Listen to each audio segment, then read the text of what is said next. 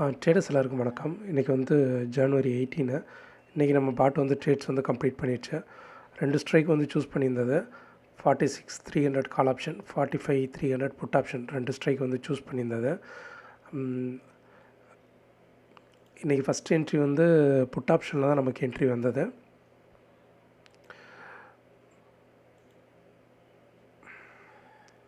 $400 தான் நமக்கு entry price.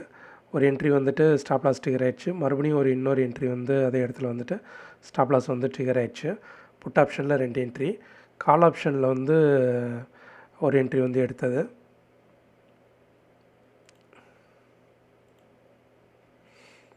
இதான் நம்ம என்ட்ரி லைனு.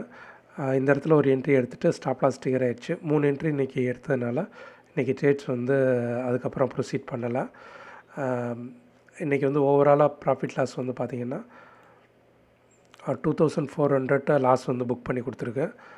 இதான் இன்றைக்கி நடந்த ட்ரேட்ஸு. இன்றைக்கி ப்ரீமியம்ஸ் வேறு கொஞ்சம் அதிகமாக இருந்ததுனால ஆப்ஷன் எடுத்ததுமே கொஞ்சம் தள்ளி தள்ளி எடுத்திருக்கேன். ப்ரீமியம் செலக்ட் பண்ணதுமே. இதான் இன்றைக்கி நடந்த ட்ரேட்ஸு. Okay friends, thank you.